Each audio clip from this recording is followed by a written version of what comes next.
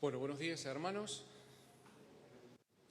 Damos gracias a Dios que nos permite reunirnos. Es una alegría. Bienvenido a los hermanos que nos están visitando, a amigos que nos están acompañando, muchas gracias. Y también saludamos a nuestros hermanos y la gente que nos sigue por Facebook. En este verano, enero, febrero y marzo, estamos estudiando Cristología. Estudiamos la persona de Cristo, pero ¿de qué manera? A través de los evangelios. Los evangelios son 4 libros donde ahí narran la historia de Jesús. Ahí ustedes lo pueden encontrar, son los primeros 4 del Nuevo Testamento. Y ahí narra lo que Él dijo, con quién vivió, con quién estuvo. La historia de hoy está basada en uno de los evangelios. En realidad, 3 escritores, Lucas, Marcos y Mateo, escribieron del mismo tema. ¿Cómo narra la historia? Parte de la historia se refiere, vamos a ver la historia de la Biblia, pero nos vamos a encontrar en una playa. Una playa del mar. Esta historia sucede en ese lugar. Imaginemos una playa, pero no una playa como Brasil, bien larga, es una playa corta. Está la arena, están las rocas, pero es una playa que accede a un valle de montañas. Es un vallecito, podemos ver ahí las montañas que van creciendo, montañitas que dan al mar, pero de una manera brusca a través de un precipicio. Usted entra a esa playa, tiene la zona montañosa, hay montañitas que llegan al mar a través de precipicios. Y es una zona buena de pastos. Ahí la gente lleva a sus animales a pastar esos lugares. Esa es la playa. Es un día precioso. No hay una nube en el cielo. Y ahí comienza la historia. Vamos a ver quiénes están en ese lugar. En primer lugar vemos una barca pequeña que está ahí en esa playa. Y fuera de la barca está Jesús, están los 12 discípulos. Pero también en esta escena vemos también a una persona que está sentada a los pies de Jesús. Es un hombre. Entonces vemos a Jesús, los 12 discípulos son 13 y este hombre 14. ¿Me está fallando el micrófono? ¿No? Vemos 14 personas. ¿Cómo es el hombre? A Jesús sabemos quién es, a los 12 apóstoles también sabemos quiénes son, pero este hombre ¿quién es? No sabemos su nombre. Pero el hombre es un hombre normal, está vestido normalmente, habla normalmente, piensa normalmente, un hombre común, como nosotros aquí, personas comunes. Jesús, los discípulos y este hombre sentado a los pies de Jesús, vestido normalmente. Pero delante de ellos hay un pueblo entero. Un pueblo entero, es decir, que esa zona, la gente del campo se vino a ese lugar, la gente de la ciudad se vino a ese lugar. Entonces vemos que frente a Jesús, los discípulos y este hombre, frente a la playa, un pueblo completo. Niños, adolescentes, vio cómo son los niños que quieren ver todo primero y entraron y están allá adelante, los adolescentes que empujan a la gente y buscan el primer lugar, pero todo está en silencio. Esa es la situación. En esa playa se puede sentir el aroma de la salitre, vio que el mar arrastra ese viento fresco y ese olor a la sal, pero todo está tranquilo y todo está en silencio. ¿Vamos a la multitud? La multitud está en silencio mirándolo al hombre, con los ojos bien abiertos, sorprendidos, pero miraban al hombre, la multitud, miraban al Señor Jesús, miraban al hombre y miraban al Señor Jesús. Pero el hombre era un hombre común, estaba vestido normalmente, hablaba normalmente, pensaba normalmente, sentado a los pies de Cristo. ¿Por qué la multitud está sorprendida a ver un hombre común? No sabemos si era un sacerdote, era un hombre común como nosotros, así, sentado a los pies de Cristo. ¿Por qué le llamaba tanto la atención a esa multitud? Estaba muy sorprendida, muy sorprendida. Vamos a la historia. La Biblia nos va a contar la historia de por qué un pueblo entero fue a esa playa a ver a ese hombre. La historia está en Marcos capítulo 5, también lo vamos a encontrar en Lucas capítulo 8 y en Mateo 8, pero vamos a leer Marcos.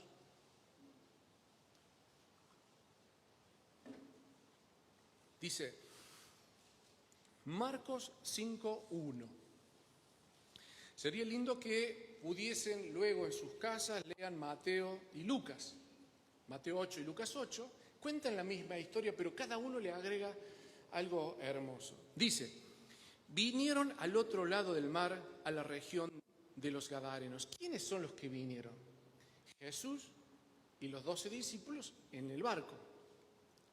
El mar a que se refiere acá es el mar de Galilea, también le llaman lago. Es un mar no gigante que se puede ver la otra ribera. Normalmente se utilizaba para trasladarse de una ribera a otra estos barcos y el Señor subió a uno de ellos. Ese día pasó algo importante.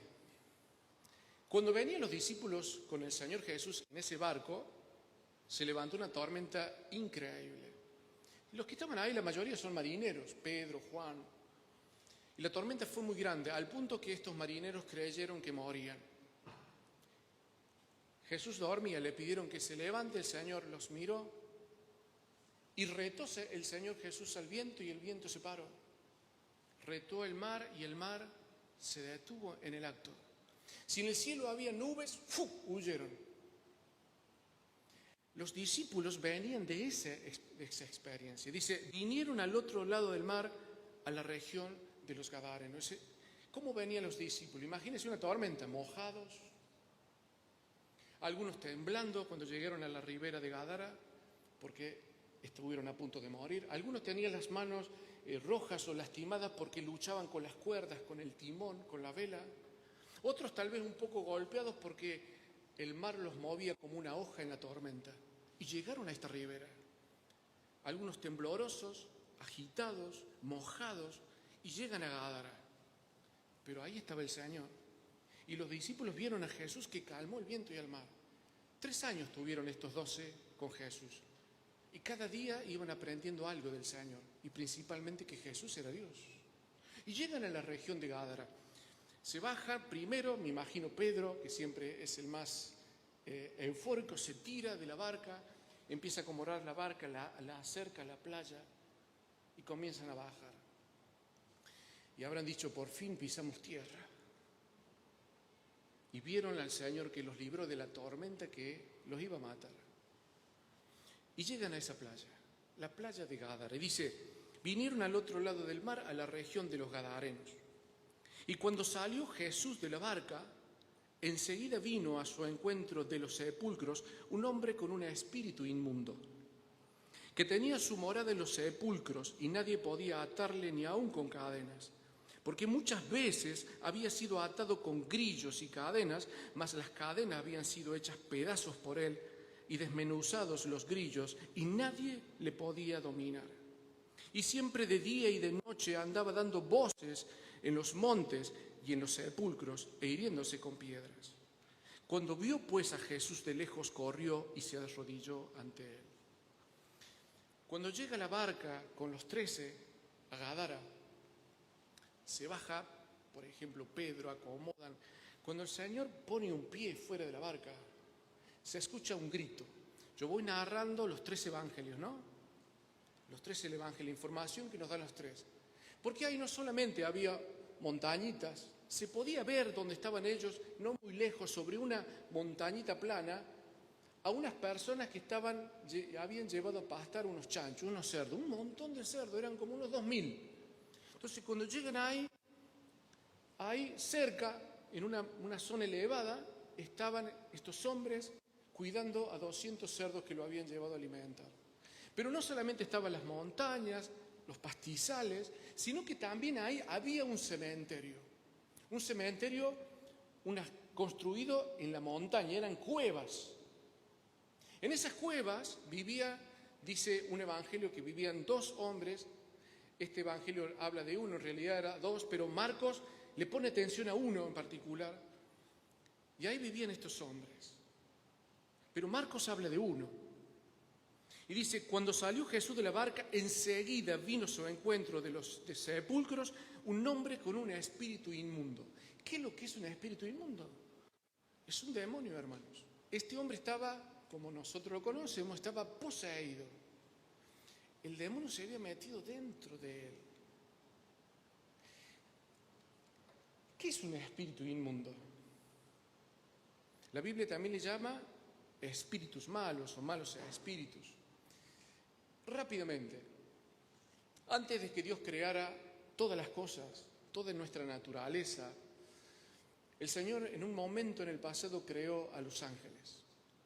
Miles y miles de millones de ángeles, incontables cantidad de ángeles. Distintas categorías de ángeles, arcángeles, serafines, querubines, distintas categorías de ángeles.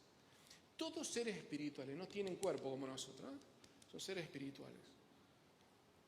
Y creó un ángel que fue la mayor creación angelical, el más sabio, el más hermoso, el más poderoso. Y le dio el nombre Lucifer, que significa la estrella más brillante del cielo. Era un querubín grande.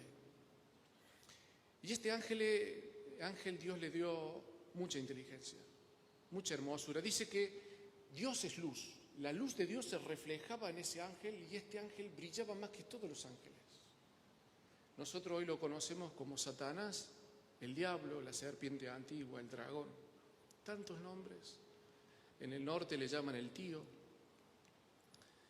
Pero este ángel, Satanás, vivió en los cielos y fue un ángel fiel, obediente a Dios.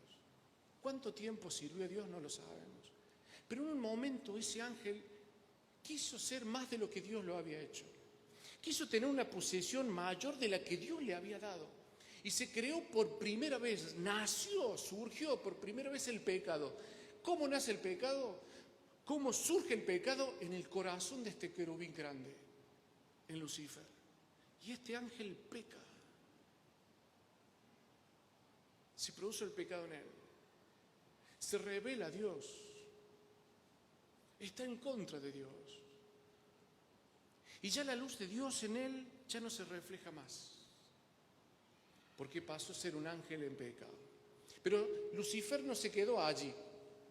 Lucifer fue y habló a otros ángeles, ángeles inocentes, y les dio la oportunidad que lo siguieran a él. Y muchos ángeles fueron con Satanás. Todos ellos fueron expulsados de los cielos. Algunos de ellos, de esos ángeles que salen de los cielos, ángeles rebeldes, ángeles en pecado, que ya no brillan porque son seres desobedientes y la luz de Dios ya no brilla en ellos. Son sombras. Quienes han tenido la oportunidad de verlos son seres oscuros. Algunos de ellos Dios lo encarceló en una prisión, en una mazmorra de ángeles que se llama el abismo. Uno de los nombres. Y los otros quedaron libres. Esos son los demonios. El Señor le llama espíritu inmundo. Hablaba con una persona estos días y me decía, Juan, yo he podido verla y son seres monstruosos. En realidad no fueron creados así. Hay como un eco en mí. Ellos son seres inteligentes. Piensan, deciden, sienten, escogen. Saben de arte, de ciencia, de matemática, de cultura. Estuvieron presentes cuando Dios creó al hombre y a la mujer. Conocen toda la historia de la humanidad. Saben de la Biblia más que nosotros. Y conocen a Dios porque vivieron en los cielos. El menor de los demonios es más poderoso que nosotros. No podemos enfrentarlos. Son seres espirituales.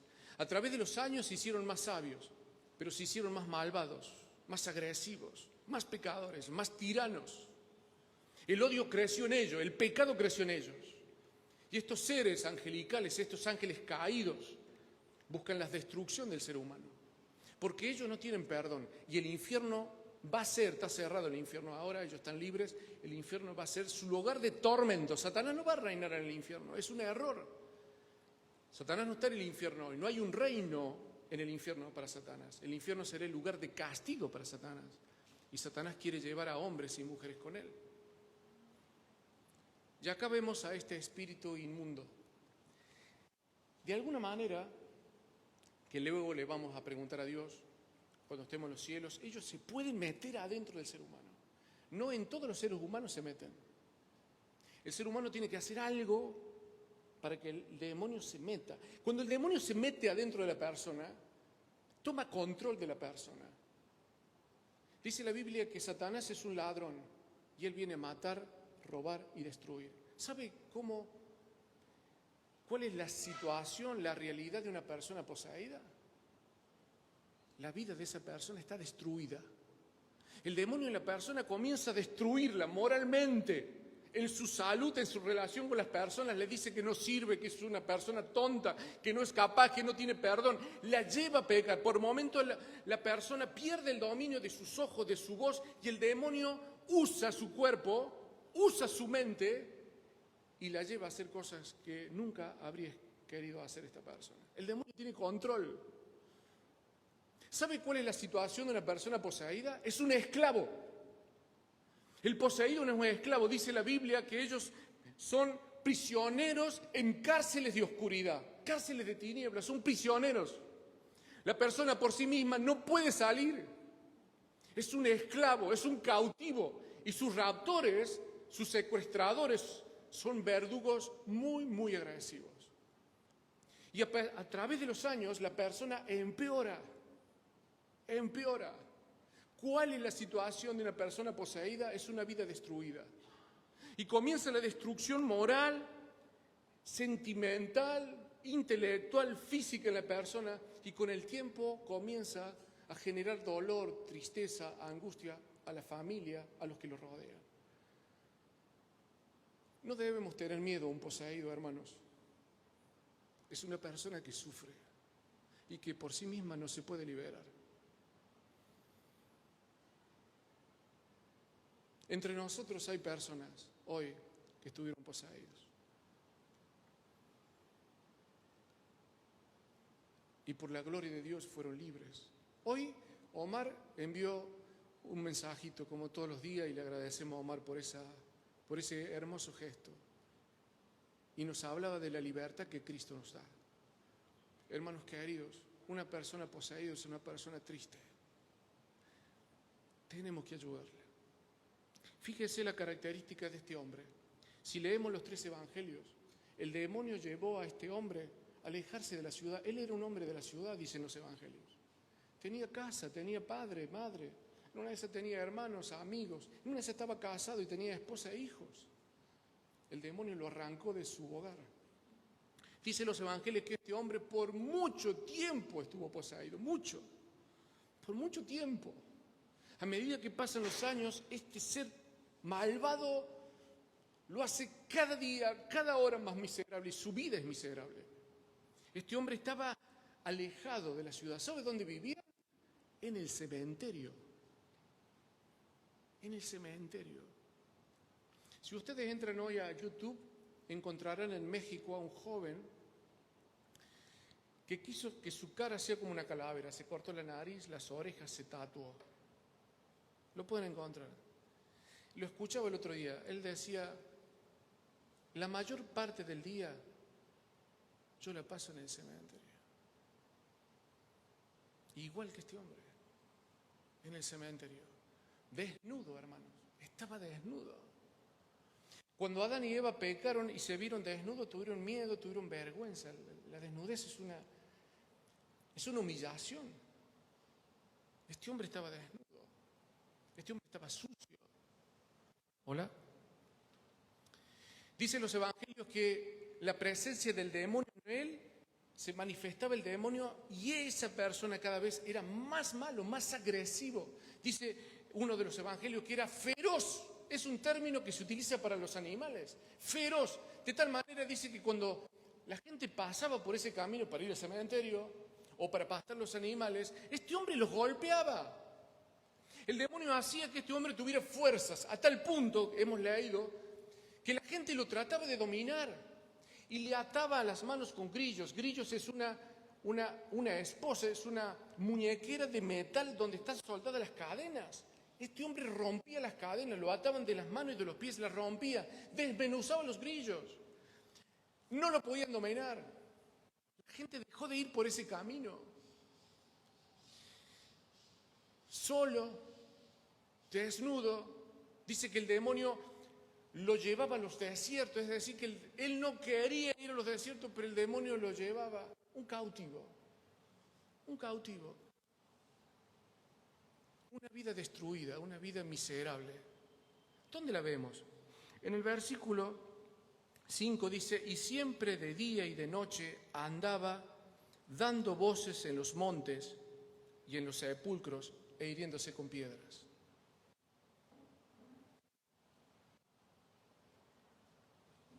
Este hombre, dice, día y noche daba voces, gritaba en los campos, en los montes, en los cementerios, día y noche, y se lastimaba con piedra.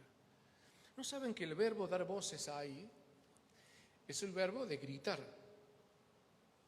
Pero no es el gritar de levantar la voz. Por ejemplo, yo le digo a Emi, supongamos que se está yendo el Emi, le digo, Emiliano, por favor, no te olvides de comprar el pan. Yo elevo la voz, eso es gritar simplemente elevar la voz. Pero este dar voces aquí es un grito que está relacionado a los sentimientos. Apágalo, Jorge. Es un grito que está relacionado a los sentimientos. Es un grito que sale del corazón de la persona. Más que un grito, es un lamento. Es un pedido de auxilio, porque el verbo ahí no es solamente gritar. El verbo ahí está relacionado, está motivado con un lamento. Y uno dice, ¿quién es el que grita acá? Me está fallando el micrófono. ¿Quién es el que grita?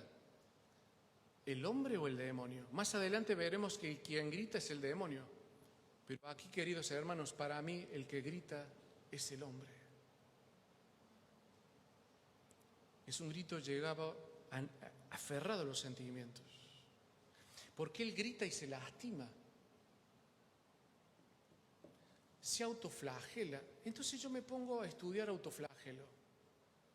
¿Por qué las personas se lastiman? Hace unos años venía un hermano con nosotros que usted le veía los brazos y tenía los cortes. Y le digo, che, hermano, le digo, ¿por qué te cortaba, te lastimaba? ¿Por qué había tanto dolor adentro mío, Juan, en el alma, que me producía heridas en el brazo y esas heridas calmaban mi dolor? Después conocí a otra persona que se flagelaba. Y le digo, ¿por qué te lastimabas? Porque me sentía tan mal, tan desdichado, tan miserable, que ese dolor me producía paz. El domingo pasado, una persona me envió una foto y me confiesa y me muestra las heridas que él se hacía. Y me dice, Juan, yo lo hago para olvidar, aunque sea por un segundo, el tormento que hay en mi corazón. Entonces yo dije, es una opinión mía, no lo dice la Biblia. Entonces este grito es del hombre. Este grito es el hombre, porque cada vez que grita se lastima. Entonces digo, puede estar relacionado. Entonces ese grito, hermano, es un pedido de auxilio. Porque el demonio en un momento lo libera a la conciencia y el hombre se ve miserable y se ve desnudo, se ve sucio, se ve solo. Los demonios le hablan y él escucha, él los puede ver. Y grita, hermanos. Es un pedido de auxilio, es un clamor, es un ruego. Es un pedido de socorro, libérenme, perdió la esperanza. Mucho tiempo poseído y él grita. Se ve perdido, se ve mal. No muere porque Dios no le permitió morir, pero los demonios llevan a la muerte, quieren que las personas se mueran, tienen intento de suicidio, pero Dios no lo permitió en este hombre. Y este hombre grita y se lastima para que en ese segundo ese dolor pueda calmar al otro dolor. Un endemoniado es una persona que sufre, hermanos. No debemos temer. Debemos tener misericordia por él. Debemos orar por él, debemos ayudarlo. Y el gran Dios Todopoderoso desde los cielos escuchó esta voz. ¿Cuántas veces este hombre gritó día y noche? ¿Cuántas veces pidió ayuda? El hombre no lo podía ayudar. Y el Dios Todopoderoso dejó los cielos, se hizo hombre y subido a una barca llegó a su tierra. ¿Usted cree que el Señor Jesús fue a Gadara porque le quedaba linda la playa? Fue ahí por él. Fue ahí por él. El Dios de los cielos escuchó el pedido de auxilio desesperado de este hombre, de este prisionero de demonios. Y dice, versículo 6, y cuando vio, es decir, el Señor venía en la barca. No nos olvidemos de los hombres que están arriba en la montaña cuidando los chanchos. Ellos, en los otros evangelios, son testigos de todo lo que pasa. Es más, vayamos a los hombres que están en la montaña. Ellos están cuidando los cerdos, saben que ahí abajo está el endemoniado, que no pasa nadie por ahí. Y de repente ellos están cuidando los chanchos y ven que un barco se acerca a la costa. ¡Ah! Dice, estos extranjeros no saben a dónde van. Me imagino que habrán dicho así. Van a ir justo a la playa donde está el endemoniado, los va a golpear, los va a matar. Y ven que el barco se acerca, se baja Pedro, acomoda el barco, lo tira a la orilla y dice, estos hombres no se dan cuenta dónde están. Y cuando el Señor baja el pie, se escucha un grito desde las tumbas. El endemoniado. Y dice los evangelios que el endemoniado cuando ve a Jesús va corriendo hacia él, desenfrenado, enloquecido. Corre hacia Jesús como un rayo. Y los hombres de la montaña dicen, ¡ay, pobre gente! No van a poder dominarlo como nosotros nos pudimos dominarlo. Y ese endemoniado corre, todavía le quedaba alguna cadena colgando en las manos, en los pies, lastimado, sucio, enloquecido, y corre hacia Jesús. La gente que cuida los chanchos dice, pobre de ellos, pobre de ellos. Pero fíjese lo que pasa. Cuando vio pues a Jesús de lejos, corrió y se arrodilló ante él. Se baja el Señor, algunos discípulos ya estaban fuera de la barca, mojados por la tormenta, algunos temblorosos por lo que habían pasado en la tormenta del mar. Y cuando ven para allá, un hombre venía a todo lo que da. Algunos discípulos me imagino que se habrán asustado, unos se habrán puesto atrás de Jesús, otros habrán buscado algo para defenderse. Pero el Señor estaba tranquilo. Si Pedro, Juan habrían puesto los ojos en Jesús, Jesús estaba tranquilo, como en la tormenta del mar.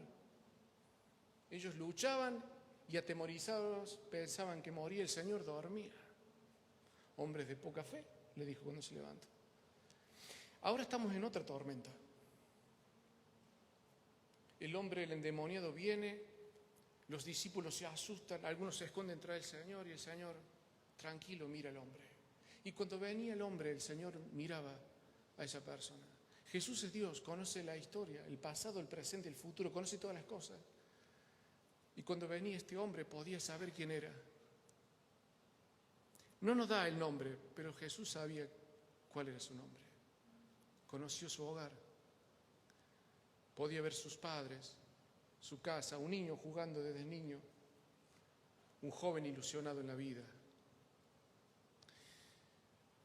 Pero pudo ver también cómo este joven, por ignorancia, voluntariamente fue a los demonios. Hizo un pacto con ellos. Hay tantas formas de ir a los demonios para que ellos entren. Hay juegos como la copa, el Charlie Charlie, María la Sangrienta, la tabla Ouija, el tarot. O participar en reuniones espiritistas o formar parte de sectas como el Umbanda. Tantas formas. Una vez un demonio dentro de una persona, estábamos con Jorge, y el demonio dentro de la persona nos dice, Juan, ella vino a mí. Los demonios mienten, pero en esa ocasión decía la verdad, ella vino a mí y tengo el derecho de vivir en ella.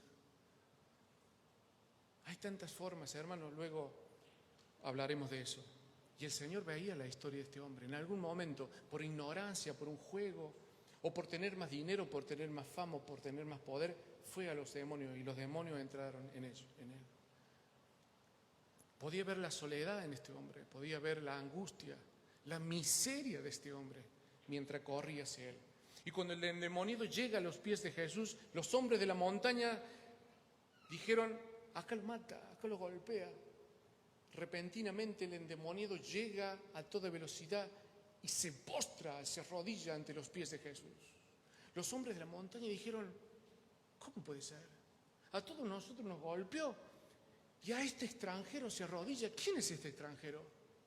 ¿Quién es este extranjero que nos visita en nuestra tierra?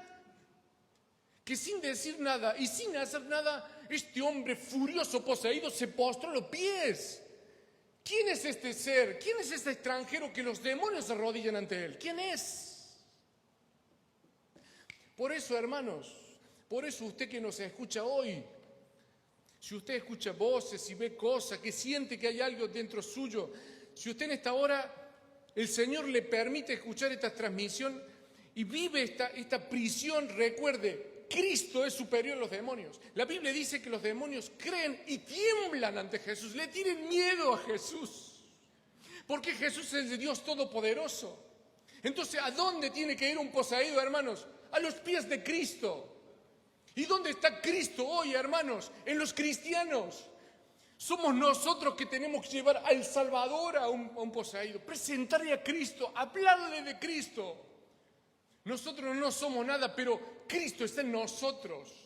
Cristo está en nuestro labio. El Espíritu Santo mora adentro. Tenemos que llevarle el Evangelio y presentarle al Salvador. Los demonios se postran, Satanás se postra. La Biblia dice que todo ser creado se va a arrodillar ante los pies de Cristo porque es el Creador.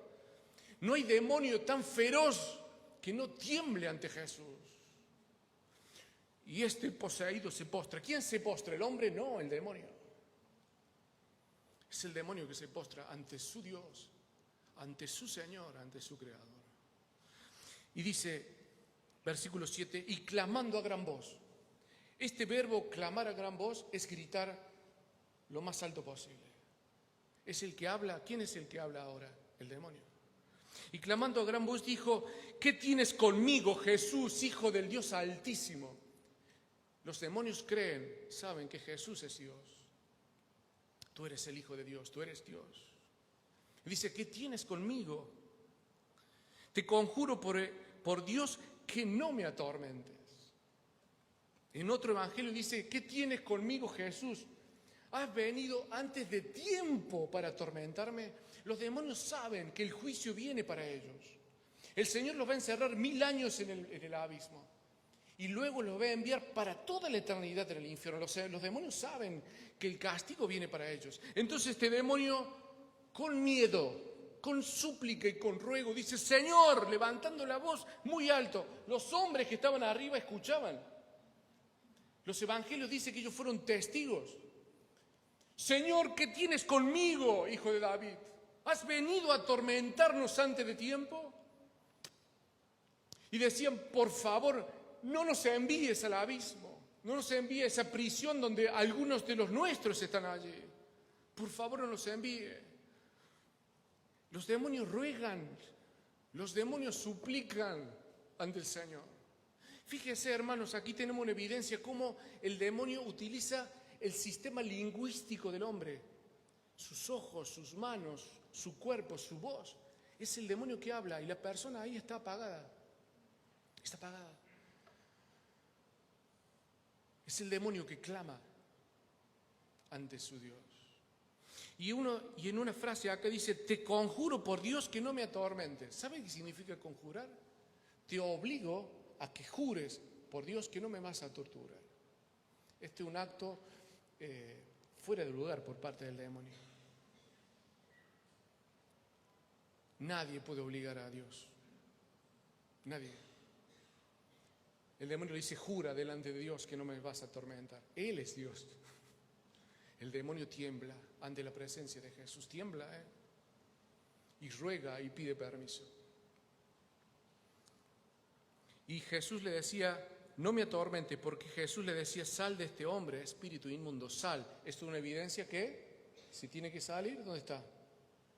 Adentro. Sal, le dice el Señor. Usted no sabe, hermano, que en el Antiguo Testamento no hay evidencia que un profeta, que un patriarca, que un hombre o una mujer haya sacado un demonio. No hay evidencia. Usted sabe que en el Nuevo Testamento no hay evidencia que antes de Cristo alguien haya sacado un demonio. Basándonos en esto, podemos decir que los demonios estaban en la persona y nadie los podía sacar hasta que vino Cristo. Cuando el Señor Jesús sacó un demonio a una persona que estaba en la sinagoga, en una iglesia como esta, el Señor le dice, sale, el demonio salió, y la gente que estaba ahí dice, ¿qué nueva enseñanza o doctrina es esta? Que un hombre pide y un demonio sale. Cuando el Señor curó a muchos endemoniados, la gente dice, nunca se vio cosa semejante en Israel. Esto es nuevo, hermanos, ¿eh? Los demonios se entraban y no había nadie que los podía sacar. Prisionero hasta la muerte. Pero ahora vino Cristo. Vino el ungido de Dios, vino el Salvador, vino el rescatador. Vino a deshacer las obras del diablo. Vino a reparar lo que el pecado realizó. Y el Señor le decía, sal. Y estos demonios no querían salir. Un concepto de los poseídos. Cuando está usted frente a un poseído, los demonios le van a decir más o menos lo mismo. El demonio le va a hablar, ¿no? En algún momento se manifiesta. Acá hay gente que sabe mucho de esto. El demonio generalmente dice estas palabras. Se presenta y dice, esta persona es mía. Y no me van a sacar de acá. ¿No quieren salir? No quieren salir. El Señor le decía, afuera, y yo decía, no nos atormenten, no queremos, no nos mande al ave, no nos atormenten. No quieren salir. Pero están al frente a Dios ahora. Dice más abajo, y el Señor le pregunta, un diálogo, ¿no? ¿Cómo te llamas? ¿A quién le pregunta? Al demonio. Y el demonio respondió, Legión me llamo porque somos muchos. Legión. Legión significa, está relacionada a los soldados, al batallón romano. Una legión estaba conformado generalmente por 6.000 soldados. Si este demonio no mentía, que no creo que esté mintiendo frente a Jesús, su Dios, ante nosotros sí miente, pero ante Dios no, seguramente tienen que haber sido miles. Si un demonio hace miserable la vida de una persona, imagínense 6.000. Este hombre, hermanos, su vida era un tormento. Y le rogaba mucho el demonio que no los enviase fuera de aquella región. Estaba allí cerca del monte un hato de cerdos, paciendo. Y le rogaron todos los demonios. Ya no hablaba uno, Miles de voces hablaban ahora a través del hombre. Miles, no uno, miles.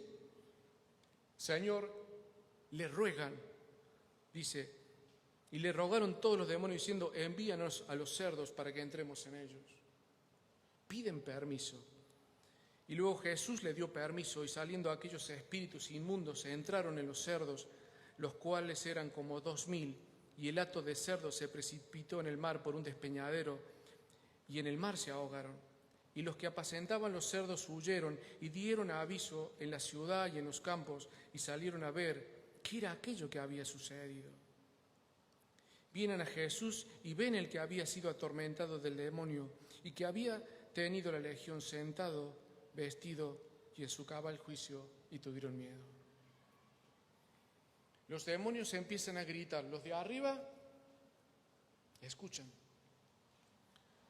Piden permiso, empiezan a rogar, le dice, permítanos que vayamos a los cerdos. Y los que estaban con los cerdos dirán, ¿serán nuestros cerdos? Y el Señor le dice, vayan. Y comienzan a salir los demonios del hombre. 1, 2, 3, 1.000, 2.000, 6.000. Y los demonios van y se meten en los cerdos. La presencia de los demonios en los cerdos hacen que estos animales pierdan el control. Los cuidadores comienzan a ver que su hato o su manada de cerdo no lo pueden controlar y quieren frenarlo y los cerdos se enloquecen. Ellos saben lo que pasa porque fueron testigos. Y los cerdos corren hacia el mar, pero estaban en un precipicio y caen los cerdos y se mueren. Esta gente se asusta, pero ven al hombre que está bien ahora, el endemoniado, pero se asustan y salen corriendo y dice que van a través de los campos diciendo, allí ha venido un extranjero y el hombre que estaba poseído está bien, pero los demonios salieron y entraron a nuestro cerdo y murieron todos. Y empiezan, mientras van, llegan a la ciudad, dice, ha venido un extranjero, que el endemoniado se arrodilló, no como a nosotros que nos golpeaba, y le dio libertad, y los demonios salieron de él, y ahora está bien ese hombre, pero los demonios entraron a nuestro cerdo y murieron todos. Y se produce un contagio social de esta información, y la gente quiere ver. Y la gente, el que está en el campo, deja su arado, iba a decir tractor, dejan su arado. El que estaba con las gallinas las deja, el que estaba cocinando, el que estaba en el molino, el que estaba en la ciudad, el que vendía cerró el kiosco a la playa. Y se fueron a la playa. Y se fueron a la playa. 1, 2, 3. Y ahí estaba el mar, las olas, el aire de la salitre, las montañas, los pastizales, el cementerio, la ladera por donde cayeron los cerdos. Estaba Jesús, los 12 y el hombre sentado a los pies de Jesús. Normal, vestido. Mientras la gente va llegando a la playa, vamos de nuevo al hombre. Volvamos unos minutos atrás. Vayamos cuando los demonios comienzan a salir. El Señor Jesús le dice, salgan. Vamos al hombre, hermano, vayamos al hombre. Y el hombre empieza a sentir que empiezan a salir de él. Empiezan a salir de él. 1, 2, 1000, 2000, 3000, 5900, 5998, 5999, 6000. Y cuando sale el último demonio, el hombre cae. ¿Y cuál es la primera sensación que tiene este hombre? ¿Cuál es la primera sensación, hermanos? ¿Ah? Libertad. Se siente libre. Libertad es la primera sensación. Se fueron.